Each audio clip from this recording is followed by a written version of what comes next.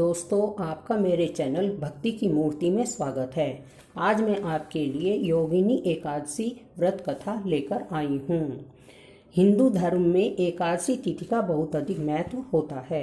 हर महीने में 2 एकादशियाँ पड़ती हैं, एक कृष्ण पक्ष में और एक शुक्ल पक्ष में। साल में कुल 24 एकादशियाँ पड़ती हैं। आषाढ़ माह के कृष्ण पक्ष में पड़ने वाली एकादशी को योगिनी एकादशी के नाम से जाना जाता है। एकादशी तिथि भगवान विष्णु को अति प्रिय है। इस दिन विधि विधान से भगवान विष्णु की पूजा अर्चना की जाती है। भगवान विष्णु की पूजा करने से सभी मनोकामनाएं पूरी हो जाती हैं। धार्मिक मान्यता के अनुसार जो मनुष्य श्रद्धापूर्वक हर एकादशी का व्रत करता है, उसके जीवन के सभी कष्ट दूर होते हैं, व्यक्ति के पाप कर्म नष्ट होते हैं। हर एकादशी का अपना एक अलग महत्व माना गया है। योगिनी एकादशी का महात्म्य तीनों लोकों में माना गया है।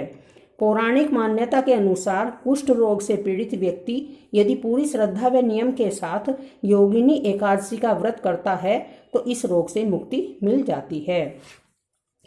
कुबेर नाम का एक राजा अलकापुरी नगरी में राज्य करता था। वह शिव भक्त था। उनका हेममाली नामक एक यक्ष सेवक था जो पूजा के लिए फूल लाया करता था। हेममाली की विशालाक्षी नाम की अति सुंदर स्त्री थी। एक दिन वह मानसरोवर से पुष्प लेकर आया, किंतु कामासक्त होने के कारण पुष्पों को रखकर अपनी स्त्री के साथ रमण करने लगा। इस भोग विलास में दोपहर हो गई। हेममाली की राह देखते देखते राजा कुबेर को दोपहर हो गई। उसने क्रोधपूर्वक अपने सेवकों को आज्ञा दी कि तुम लोग जाकर पता लगाओ कि हेममाली अभी तक पुष्प लेकर क्यों नहीं आया।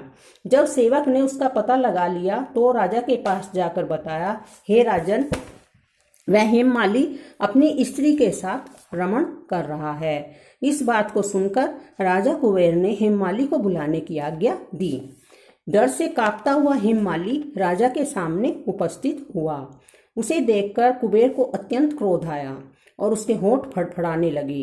राजा ने कहा, अरे अधम, तूने मेरे पूजनीय देवों के भी देव भगवान शिव का अपमान किया है। मैं तुझे शाप देता हूँ कि तू स्त्री के वियोग में तड़फे और मृत्युलोक में जाकर कोढ़ी का जीवन व्यतीत करे। कुबेर के शाप से वह उसी क्षण स्वर्ग से पृथ्वी पर आ गिरा। उसकी स्त्री भी उससे बिछड़ गई। मृत्युलोक में आकर उसने अनेक भयंकर कष्ट भोगे, किंतु शिव की कृपा से उसकी बुद्धि मलिन न हुई और उसे पूर्व जन्म की भी सुध रही। अनेक कष्टों को भोगता हुआ तथा अपने पूर्व जन्म के कुकर्मों को याद करता हुआ वह हिमालय पर्वत की ओर चल दिया। चलते चलते वह मार्कंडे ऋषि के आश्रम में जा पहुंचा। वह ऋषि अत्यंत वृद्ध तपस्वी थे। वह दूसरे ब्रह्मा के समान प्रतीत हो रहे थे और उनका वह आश्रम ब्रह्मा के सभा के समान शोभा दे रहा था। ऋषि को देखकर हेममाली वहां गया और उन्हें प्रणाम करके उनके चरणों में गिर पड़ा। हेममाली को देखकर मार्कंडे ऋषि ने कहा, तूने कौन से निकृष्ट कर्म किए हैं जिससे तू कोढ़ी हुआ, भयानक कुष्ठ भोग रहा है। महर्षि की बात सुनकर हेममाली बोला, हे मुनिश्रेष्ठ, मैं राजा कुबेर का अनुचर था। मेरा नाम हेममाली है। मैं प्रतिदिन मानसरोवर से फूल लाकर शिव पूजा के समय कुबेर को दिया करता था। एक दिन पत्नी सहवास के सुख में फंस जाने के कारण मुझे समय का ज्ञान नहीं रहा और दोपहर तक पुष्प न पहुंचा सका। तब राजा ने मुझे शाप दिया कि तू अपनी स्त्री का वियोग और मृत्युलोक में जाकर कोढ़ी बनकर दुख भोग। इस कारण मैं कोढ़ी हो गया तथा पृथ्वी पर आकर भयंकर कष्ट भोग रहा हूँ। अतः अब आप कृपया करके मुझे ऐसा उपाय बताइए जिससे मेरी मुक्ति हो। मार्कंडे ऋषि ने कहा, हेममाली, तूने मेरे सामने सत्य वचन बोले हैं, इसलिए मैं तेरे उद्धार के लिए व्रत बताता हूँ। यदि तू आषाढ़ माह के कृष्ण पक्ष की योगिनी नामक एकादशी का विधि विधान से व्रत करेगा तो तेरे सभी पाप नष्ट हो जाएंगे। महर्षि के वचन सुन हेममाली अत्यंत प्रसन्न हुआ और उनके चरणों में गिर पड़ा और उनके वचनों के अनुसार योगिनी एकादशी का विधि विधान से व्रत करने लगा। इस व्रत के प्रभाव से अपने पुराने रूप में आ गया और अपनी स्त्री के साथ सुख पूर्वक रहने लगा। हे राजन, इस योगिनी एकादशी की कथा का फल 88 सहस्त्र ब्राह्मणों को भोजन कराने के बराबर है।